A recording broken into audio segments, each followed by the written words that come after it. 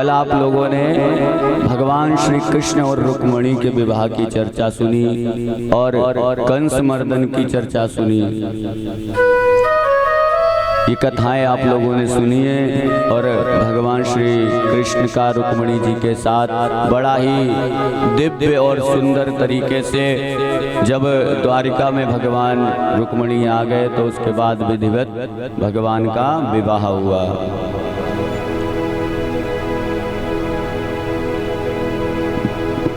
और प्रभु का प्रथम विवाह भीष्म की पुत्री लक्ष्मी स्वरूपा साक्षात लक्ष्मी भगवती रुक्मिणी के साथ संपन्न हुआ। और देखिए लक्ष्मी के पति कौन है? नारायण। आप माता लक्ष्मी को अपनी पुत्री मान सकते हैं, अपनी बहन मान सकते हैं, अपनी माता मान सकते हैं। और यदि कोई लक्ष्मी पति बनना चाहता है तो फिर पता क्या होता है? भगवान आते हैं और अपनी लक्ष्मी को ले जाते हैं और शिशुपाल की तरह रह जाते हैं मुंह देखते हुए। बोलो राधे राधे। तो इसलिए हमेशा लक्ष्मी जी से कोई रिश्ता बनाना है तो वो बनाइए भाई का, भाई बन जाइए उनका, बहन बना लीजिए, पुत्री बना लीजिए, माता बना लीजिए। परंतु कभी भी लक्ष्मी पति बनने की कोशिश मत करना, भूल मत करना। नहीं तो कहते ना कभी कभार ऐसा होता है, बहुत बड़ा राजाओं की तरह वैभव संपन्न था पर आज महाराज कटोरा लेके भीख मांग रहे हैं। तो क्या हुआ? लक्ष्मी पति बनने की भूल कर बैठे। और केवल लक्ष्मी की पूजा मत करिएगा, कभी नहीं आती माता लक्ष्मी अकेली। बताइए, मैं आपकी पत्नी को अकेला बुलाऊं, इनवाइट करूं अपने घर पे दावत के लिए या फिर किसी प्रोग्राम के लिए, और आपको ना करूं, बताइए आपकी पत्नी आएंगी? भगवान श्री हरि की, भगवान नारायण की पत्नी श्री लक्ष्मी है तो उनकी अकेले पूजा मत करिएगा, लक्ष्मी नारायण की पूजा करो। और जब लक्ष्मी नारायण आपके घर में होंगे तो फिर लक्ष्मी माता आपको छोड़ के नहीं जाएंगे। क्यों? यदि उनके परमेश्वर पति परमेश्वर आपके घर में विराजमान है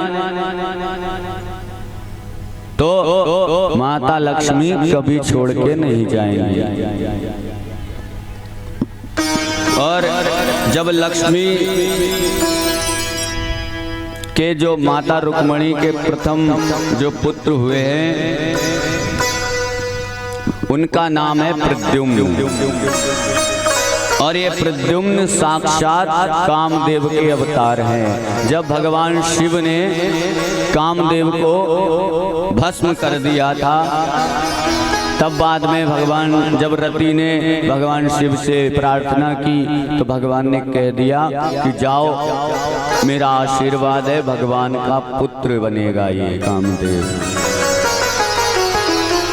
और जब प्रथम पुत्र बनकर माता रुक्मिणी माता बनी है और पहला जो पुत्र हुआ है उसका नाम है प्रद्युम्न। प्रद्युम्न ये कामदेव का साक्षात अवतार है। भोलेनाथ का वचन सत्य करने के लिए कामदेव ही भगवान के प्रथम पुत्र बने। और काम जब विकारों से उत्पन्न होवे तो धर्मा विरुद्ध हो जाता है, लेकिन यदि वो मर्यादा में किया जाए, शास्त्रों के अनुसार किया जाए तो वो एक भगवान का दिया हुआ उपहार हो जाता है। बोलिए राधे राधे।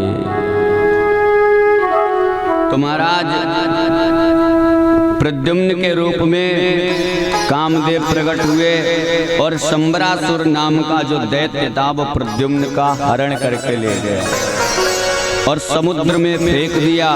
एक लक्ष्मी, एक जो मछली थी समुद्र में, वो मछली उसको निगल गई और मछली को मल्लाह ने पकड़ लिया, शंबरासुर को भेंट कर दी।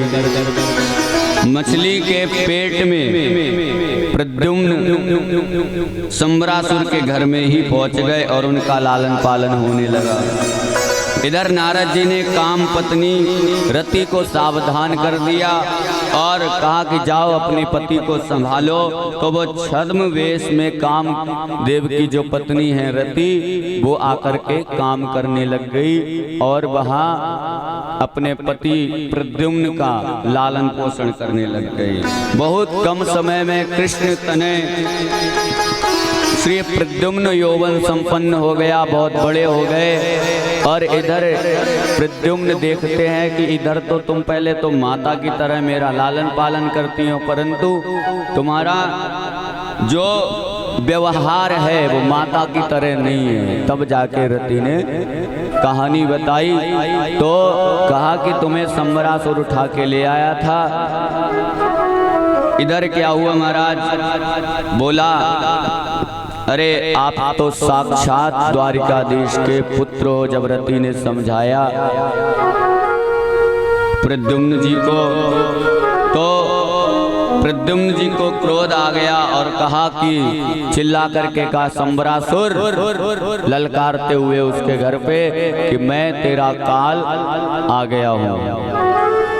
और संबरासुर को लगा बताओ मेरा काल और मेरे ही घर में पल रहा था, पर हमने ध्यान भी नहीं दिया। तो महाराज यहाँ पे श्री सुखदेव जी महाराज कहते हैं कि जैसे ही संबरासुर को ललकारा तो संबरासुर अपनी तलवार निकाल करके आ गया और प्रद्युम्न से बहुत भयंकर युद्ध हुआ और प्रद्युम्न जी ने संबरासुर का उद्धार कर दिया। बोले राधे राधे। और इसके बाद जब उसको उद्धार करके फिर प्रद्युम्न जी अपनी पत्नी रति के साथ द्वारिका धाम में पधारे। और रुक्मिणी जी को तो बड़ा ही आनंद आ गया कि जब पुत्र हुआ था तो कोई चोरी करके ले गया था, परंतु अब तो बहू के साथ मिल गया, तो आनंद का पारावार नहीं रहा। श्री सुखदेव जी महाराज कहते हैं प्रभु के एक विवाह प्रभु का ऐसे हुआ। और फिर कहते हैं प्रभु के अन्य और विवाह हुए। तो परीक्षित ने प्रश्न किया महाराज कैसे कैसे हुए हैं, कौन कौन से हुए हैं, किस तरीके से हुए, उनका हमें वर्णन कीजिए। तो श्री सुखदेव जी कहते हैं वह भी अब ध्यान से सुनो। सत्राजित नाम का एक राजा के पास सम्यंतक नाम की मणि थी, तो वो 8 बार सोना नित्य प्रति देती थी। एक दिन भगवान ने उससे कह दिया होगा भाई इतने सोने का क्या करेगा, ये हमारे राज्य में हमारे महल में जमा करवा दे। भाई इससे राजा का काम होगा प्रजा का पालन करना, और इससे प्रजा का पालन होगा हमारे यहाँ। और तुम्हारे यहाँ कोई चुरा ले जाए लेकिन राजा के यहाँ चुरा भी नहीं सकता है कोई। तो भगवान ने तो उसको एक सलाह दी थी, एक सुझाव दिया, मांगी नहीं थी, अगर तेरी राजी हो तो। परंतु सत्राजित ने कहा क्यों, मैं क्यों दूं, मैंने तब से उसको पाया है। सत्राजित ने मना कर दिया। जब सत्राजित ने मना कर दिया तो भगवान ने कहा भाई तेरी इच्छा, तेरी मणि दे या ना दे। लेकिन एक दिन क्या हुआ, इसका भाई गले में मणि पहन करके जंगल में शिकार खेलने चला गया। और जब महाराज इसका भाई शिकार खेलने चला गया तो एक शेर ने उसको निगल गया, शेर ने उसको मार के खा लिया। और जब शेर उस मणि को ले गया तो जाम्बवंत जी ने देखा अरे ये शेर के पास मणि है, तो जाम्बवंत जी ने शेर को मार दिया। शेर को मार दिया, वो जाम्बवंत जी मणि को ले आया। जब मणि को ले आए तो उन्होंने अपनी पुत्री को लाके दे दिया। अब पुत्री उससे मणि से खूब खेल रही है। जब पुत्री को लाके दे दिया, इधर क्या हुआ, इधर सत्राजित ने अपनी पत्नी से कहा कि देखिए मैंने द्वारिकाधीश को अपनी मणि नहीं दी, इसीलिए मेरे छोटे भाई को मार दिया और मणि छीन ली। लेकिन अभी देवी कुछ हमें पूरी तरीके से जानकारी नहीं है, तो अभी किसी से चर्चा करना मत। और माताओं का एक बहुत बढ़िया आदत है, बहुत बढ़िया आदत है माताओं की। क्या? यदि कोई बात आपने बता दी और ये कह दिया कि ये किसी को बताना मत, तो जब तक वो बात बता नहीं लेंगी तब तक उनकी रोटी हजम नहीं होगी। बोली राधे राधे। यदि कोई राज की बात बतानी है तो ये गलती मत करना, राज की बात बता दो चुपचाप, बता दिया, जैसे कोई बात बता दिया आपने, बस हट गए वहां से। लेकिन यदि ये गलती कर गए कि किसी को बताना मत, फिर तो महाराज मीडिया भी फेल हो जाती है। अब क्या हुआ, जब पत्नी को बताया, क्यों? माताओं की इसमें गलती नहीं है, क्योंकि महाभारत में अभी हमसे हमारे एक बाबा हैं, उन्होंने इच्छा प्रकट की थी कि महाभारत भी सुना दिया करो, लेकिन भागवत में महाभारत की कथा दूसरे दिन आती प्रथम स्कंद में, तो हम ऑलरेडी सुना चुके थे, लेकिन फिर भी चलो थोड़ा ले लेते। तो जब महाभारत का प्रसंग था तो यहाँ पे कुंती के जो पुत्र थे कर्ण, सबसे पहले पुत्र कर्ण थे जो सूर्य के द्वारा उत्पन्न हुए थे। तो माता कुंती ने लोक लज्जा की वजह से उनको जल में प्रवाहित कर दिया। जब युद्ध हुआ और जब कर्ण मारा गया तो कुंती माता कहती कि इसका दाह संस्कार पांडव करें। तब पता लगा क्यों करें, तब कह दिया महाराज क्योंकि ये तुम्हारा बड़ा भाई था। अब जब युधिष्ठिर जी को ये पता लगा ये हमारा बड़ा भाई था, तो महाराज युधिष्ठिर जी को बड़ा क्रोध आया। माता पे क्रोध तो कर नहीं सकते हैं, कुछ कह नहीं सकते हैं, तो माता को शाप दे दिया कि तुम्हारी वजह से इतना बड़ा योद्धा मेरे हाथों से मारा गया।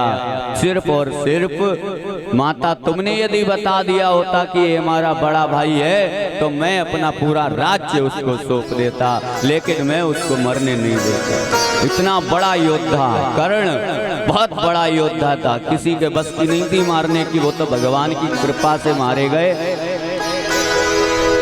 कर्ण के इतना दानी शायद ही कोई होगा। जब दानियों की गिनती गिनी जाती है ना तो कर्ण का नाम आता है। तो महाराज माताओं को शाप दे दिया युधिष्ठिर जी ने कि बहुत बड़ा राज ज्यादा दिनों तक छिपा नहीं सकती। बोली राधे राधे। और एक बात और है, कभी कभी यदि माताओं से झूठ बोलना पड़ जाए वो भी सही है। क्यों? यदि कुछ राज ज्यादा बड़ा हो छिपाना पड़ जाए तो वो सही ही है। क्यों? बाय चांस यदि आपने बता दिया, उसका कहीं प्रचार हो गया और आप कर नहीं पाए और करने से पहले ही पता लग गया। और क्या एक दो बात ऐसी भी झूठ, जैसे कहीं आप कहीं पिट के आए, माता जी ने पूछा आपकी पत्नी ने, अरे ये चोट कहाँ से लग गई, तो कह दो अरे वो 4 लोग थे, मैंने उन्हें बहुत मारा गिरा गिरा के, लेकिन क्या हुआ 2-4 उसने हमारे भी मार दिए। तो यदि ऐसा भी झूठ बोल दो, ऐसा तो है नहीं कि 4 आदमियों ने मुझे गिरा गिरा के बहुत मारा, तो पत्नी और हंसेगी। बोली राधे राधे।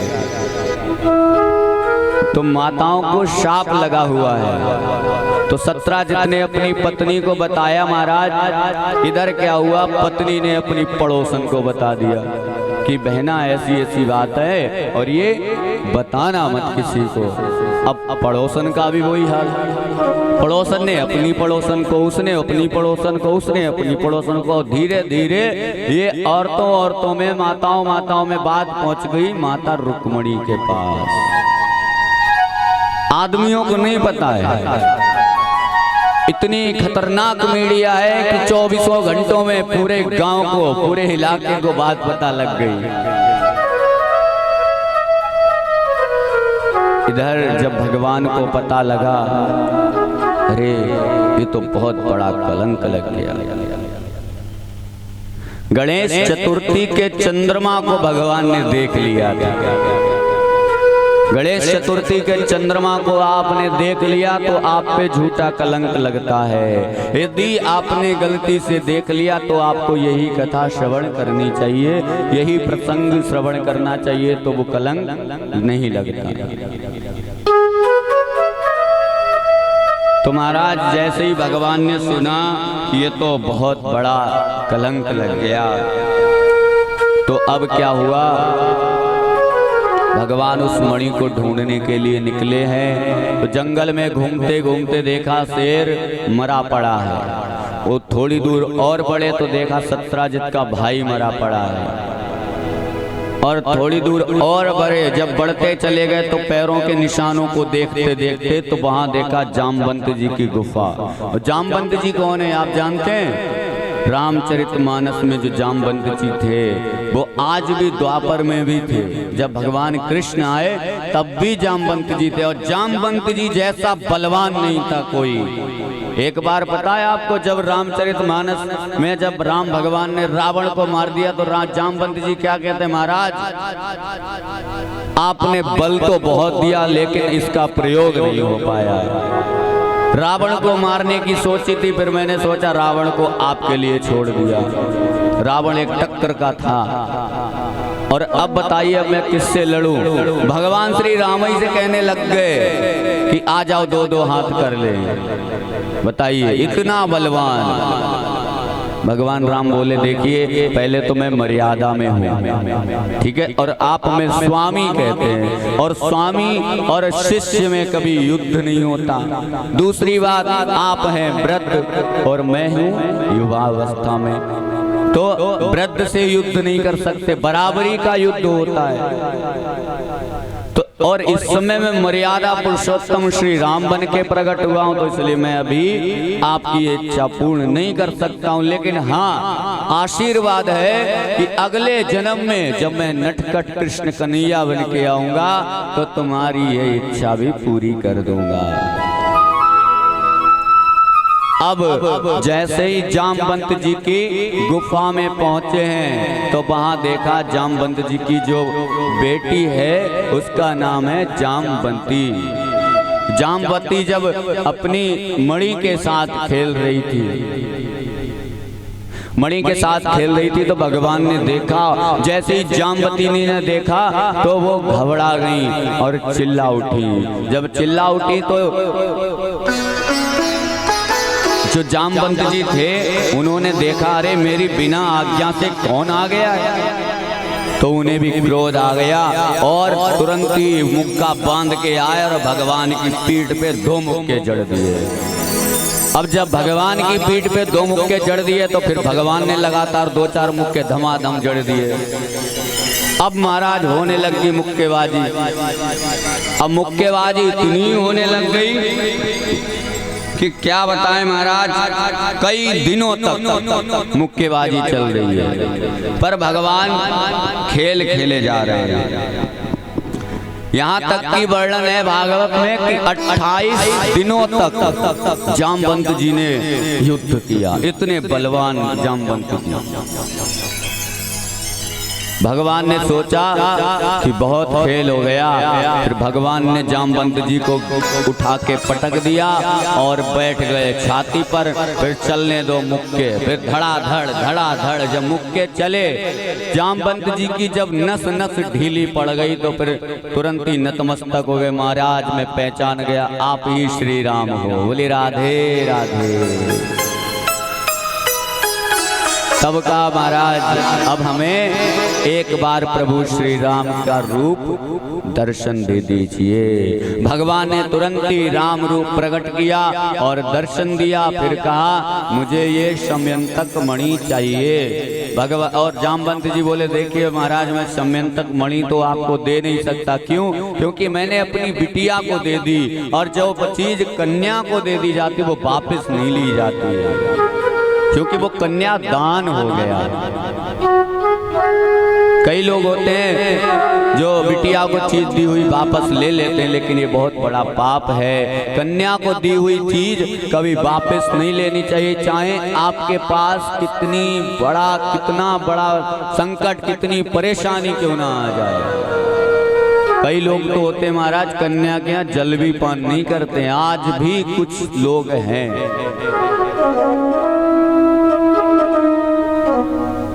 तो जामवंत जी ने साफ साफ इनकार कर दिया। भगवान कहते हैं कुछ भी हो, अब चाहे मुझे बल से मिले और चाहे मुझे नाराजगी से मिले, चाहे राजी से मिले, मणि तो चाहिए। तब जामवंत जी बोले एक ही रास्ता है। बोले क्या? कोई भी रास्ता हो, सारे रास्ते अपनाने को तैयार हूं, पर मेरे को कलंक लगा हुआ है, वो कलंक तो धोना ही है। तब महाराज जामवंत जी बोले देखिए मैंने अपनी बिटिया को जो मणि दे दी है, यदि आप उनसे विवाह कर लो तो वो